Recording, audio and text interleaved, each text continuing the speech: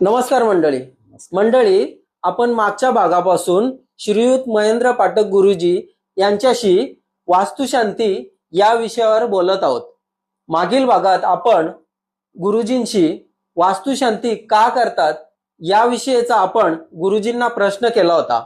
त्या प्रश्नाचं गुरुजींनी आपल्याला अगदी समाधानकारक उत्तर दिलं, आपल्या शंकेचं पूर्णपणे निरसन केलं. आता आपण वास्तुशांती याच विषयावर गुरुजींना दुसरा प्रश्न विचारणार आहोत. तर गुरुजी, माझा आजचा हा प्रश्न आहे की केवळ घरात वास्तुशांती करून सुख शांती लाभते का? लाभतेच. प्रश्न छानच आहे. विषय असा आहे की बऱ्याचदा आपण फक्त वास्तुशांती करतो. मुळामध्ये असं असतं की आपण वास्तुशांती करण्याऐवजी वास्तूबरोबर निदान जे सदन आहेत किंवा जे सश्रद्धा आहेत अशा लोकांनी वास्तुशांतीवर नवचंडी यज्ञ किंवा वास्तुशांतीवर गणेश याग, वास्तुशांतीवर आपल्या इष्टदेवतेशी संबंधित यज्ञ यागादी कर्म केलं तर ते जास्त फलदायी ठरतं. कारण असं असतं, विशेषतः बरेच जण सवास्तुक नवचंडी किंवा सवास्तुक गणेश याग करतात. तो अशा करता विघ्नहर्ता गणेश हा सर्व कार्यांना सिद्धी देणारा आहे, सर्व विघ्नांचं निवारण करणार आहे. त्यामुळे गणपतीशी संबंधित जेव्हा अथर्व ऋषींनी लिहिलेल्या सूक्ताचं पठण करून 1008 वेळा पठण करून त्याच्यासाठी त्याच्या प्रित्यर्थ मोदकांचं हवन करतात आणि त्याचबरोबर वास्तुपूजन करतात, तेव्हा ते जास्त फलदायी फलदायी ठरतं असं मानलं जातं.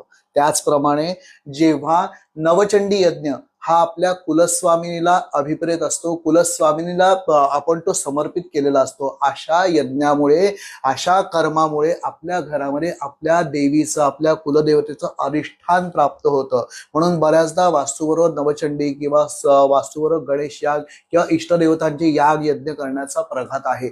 जर ज्या सश्रद्ध भाविकाला ते शक्य असेल त्यांनी ते आवर्जून करावं. पहिल्या दिवशी 2 दिवसाचं कर्म असतं, त्यामुळे पहिल्या दिवशी वास्तू शांत करून वास्तू शुद्ध करावी आणि त्यानंतर दुसऱ्या दिवशी नवचंडी किंवा गणेश यागादी कर्म आवर्जून करावे. याच्याने निश्चितपणे वास्तूमध्ये जास्त चांगली फळं मिळतात, सकारात्मक ऊर्जा ही जास्त प्रमाणात ऍक्टिव्ह होते. तर गुरुजी, आता जे तुम्ही म्हणालात गणेश याग आणि नवचंडी ह्या ज्या पूजा आहेत त्या कशा करतात ह्या तुम्ही मला जर सांगितलं तर फार बरे होईल. अतिशय सोपा असा हा विषय आहे. नवचंडी म्हणजे काय, तर आपल्या कुलस्वामिनी अंगभूत असलेलं नवदुर्गा देवींचं पूजन. नवदुर्गा कोणत्या आहेत? प्रथमम शैलपुत्रीच, द्वितीयम ब्रह्मचारिणी, तृतीयम चंद्रघंटेती, कुष्मांडेती, चतुर्थकम पंचमम स्कंदमातेती, षष्ठम कात्यायनीती च, सप्तमम कालरात्रीती, महागौरीती चाष्टमम आणि नवमम सिद्धिदात्रीच नवदुर्गा प्रकीर्तिता. असा हा मंत्र आहे. हा नवदुर्गांचा जो मंत्र आहे याला अभिप्रेत, याच्या अनुषंगाने नवचंडी करावी.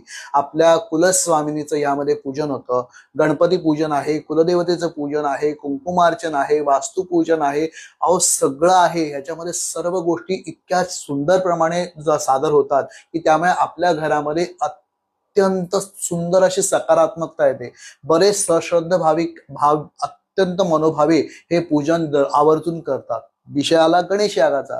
विघ्नहर्ता गणेशाचं पूजन करताना 1008 किंवा 1011 अशी गणेशाची पुरुष गणेशाची अथर्व शीर्षाची आवर्तनं होतात आणि अथर्व शीर्षांची आवर्तनं झाल्यानंतर त्या अनुषंगाने तेवढ्या तद्दशांश म्हणजे 108 किंवा 1121 मोदकांचं आपण हवन करतो. अशामुळे आपल्या घरामध्ये विघ्नहर्त्या गणेशाचं अधिष्ठान प्राप्त होतं.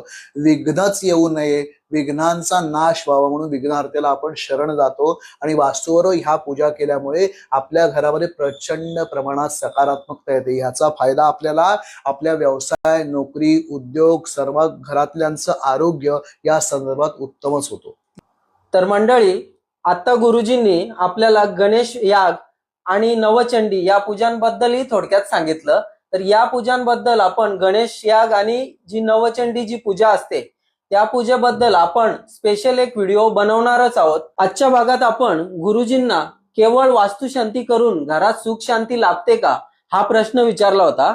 या प्रश्नाचं गुरुजींनी खूप समाधानकारक उत्तर दिलं. आपल्या मनात जी काही शंका होती त्या शंकेचं पूर्णपणे निरसन केलं. त्याबद्दल गुरुजींचा मी आभारी आहेच. आणि आपण यापुढे गुरुजींना अजूनही काही वास्तुशांतीबद्दल प्रश्न विचारणार आहोत, ते आपण पुढील भागात विचारणार आहोत. आजच्या भागात आपण इथेच थांबतोय.